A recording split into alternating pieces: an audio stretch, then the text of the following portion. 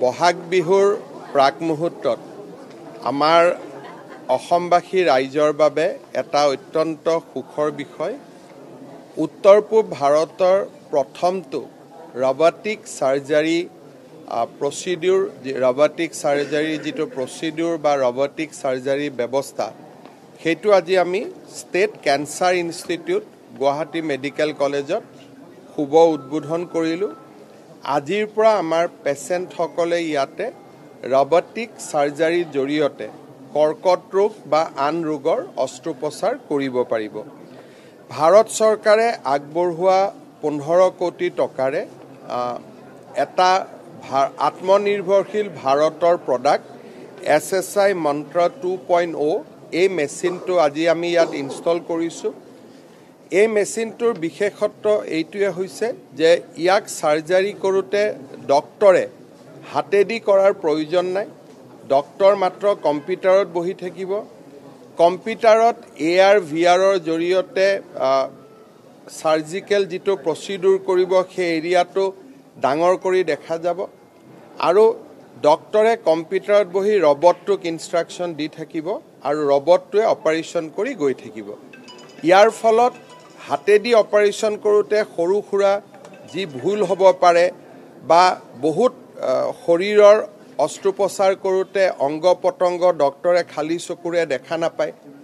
এতিয়া ইয়াত augmented reality বা আন ব্যৱস্থাৰ জৰিয়তে ইমান মেগনিফাই হৈ যাব যে সৰু সৰু টুকুৰা এটা ফুটবল যেন কৰি দেখা যাব আৰু তাতে ৰবটটোৱে গৈ ধুনীয়াকৈ অস্ত্ৰোপচাৰ কৰিব পাৰিব।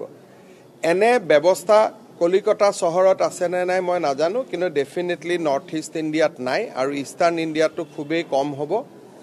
অত্যাধুনিক ব্যৱস্থা। ভৱিষ্যতে ইয়াৰ নেক্সট ডেভেলপমেণ্টটো হৈছে যে ডক্টৰজনে দিল্লীত বহিও একেটা কম্পিউটাৰত বহি দিল্লীৰ পৰা ৰবটটোক ইনষ্ট্ৰাকশ্যন দি থাকিলেও ৰবটটোৱে সাৰ্জাৰী কৰি গৈ থাকিব। ডক্টৰজন যে ইয়াতে বহি থাকিব লাগিব কোনো কথা নাই। গতিকে যিটো কনচেপ্ট আছিলে 5G 6G ওলোৱাৰ সময়ত যে আমেৰিকাৰ পৰা ডক্টৰেও গুৱাহাটীত অপাৰেশ্যন কৰিব পাৰিব, তেনেকুৱা ব্যৱস্থা আমি ইয়াৰ নেক্সট ডেভেলপমেণ্ট বুলি ক'ব পাৰোঁ। বৰ্তমান ডক্টৰজন ৰুমতে থাকিব কিন্তু সাৰ্জাৰী টেবুলখন দূৰত থাকিব, ডক্টৰজন বহুত দূৰত থাকিব। ডক্টৰজনে মাত্ৰ কম্পিউটাৰত চাব, তেওঁৰ গাত তেজো নালাগে, তেওঁ কেঁচিও ল'ব নালাগে, তেওঁ একো ইনষ্ট্ৰুমেণ্ট ল'ব নালাগে। ডক্টৰজনে মাত্ৰ কম্পিউটাৰত অপাৰেট কৰি থাকিব আৰু ৰবটটোৱে ডক্টৰজনৰ কথা মতে সাৰ্জাৰী কৰি গৈ থাকিব। এটা আপোনালোকে ভিডিঅ' এটাও ল'ব পাৰে। বহুত বেছি এটা ডেভেলপ ইকুইপমেণ্ট এটা আমাৰ গুৱাহাটী মেডিকেল কলেজৰ কেঞ্চাৰ হস্পিটেলত আজি আৰম্ভ হ'ল। প্ৰধানমন্ত্ৰী মোদী ডাঙৰীয়াক ধন্যবাদ জনাইছোঁ যে কেন্দ্ৰীয় চৰকাৰে আমাক এটা সাহায্য আগবঢ়াইছিল, তাৰ আমি সৎব্যৱহাৰ কৰিবলৈ সক্ষম হ'লোঁ। যোৱাকালিও মই কেবিনেটত কৈছোঁ যে আমি ৰাজ্যজুৰি কেঞ্চাৰ হস্পিটেলবিলাক আমি খুব সুন্দৰ কৰি চলাই আছোঁ।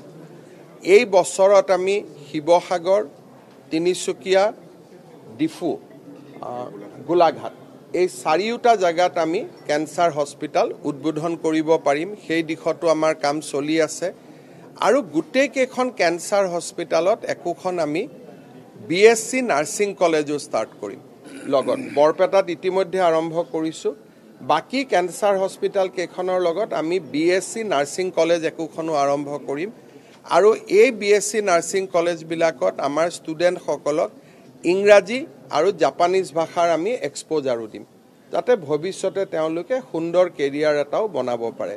বহুবিলাক কাম হৈ আছে। আজি বহাগ বিহুৰ প্ৰাক মুহূৰ্তত এনে সুন্দৰ কাম এটা অসমবাসী ৰাইজৰ বাবে অৰ্পণ কৰিবলৈ পাই মই গৌৰৱ অনুভৱ কৰিছোঁ। Guwahati medical college, state cancer institute, Assam cancer care foundation সকলোকে ধন্যবাদ আৰু অভিনন্দন জনাইছোঁ। খৰচটোতো ডিপেণ্ড কৰিব কিমান ইয়াতে ফিজ ঠিক কৰে।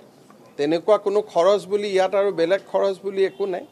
বৰঞ্চ ইন ডেইজ টু কাম এতিয়া 15 কোটি টকা ইনভেষ্ট কৰিছে কাৰণে খৰচটো বেছি হ'ব। বেছি মানে এটা ল'ব লাগিব, কিন্তু এইটো আপোনাৰ ওপৰত ডিপেণ্ড কৰে। নৰ্মেল সাৰ্জাৰী আৰু ইয়াৰ সাৰ্জাৰীৰ মাজত খৰচৰ, কাৰণ মেডিচিনটো একেখিনিয়ে লাগিব, পোষ্ট অপাৰেটিভ মেডিচিন একেখিনিয়ে খাব লাগিব, প্ৰি অপাৰেটিভ মেডিচিন একেখিনিয়ে খাব লাগিব, কিন্তু ইয়াতে নিখুঁত হ'ব আৰু ফিজত কোনো তাৰতম্য নাই। নৰ্মেল যি ফিজ এইটো একেই ফিজ হ'ব।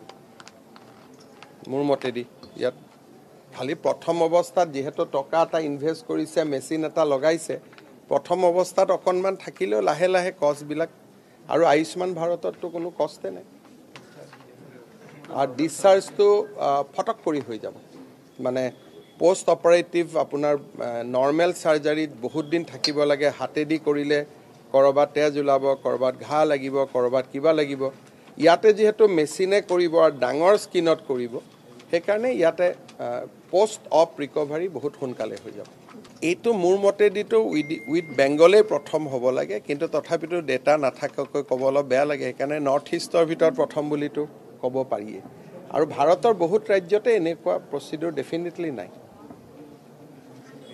আৰু ইয়াৰ লগতে আমি শিলচৰ মেডিকেল কলেজ আৰু ডিব্ৰুগড় মেডিকেল কলেজতো দুটা ৰবটিক সাৰ্জাৰী ইউনিট আমি এইটো বছৰৰ ভিতৰতে স্থাপন কৰিম আজি জিএমচিত হ'ল এই বছৰৰ ভিতৰতে আমি সেম মেচিন ডিব্ৰুগড় আৰু শিলচৰতো আমি ইন্ট্ৰোডিউস কৰিম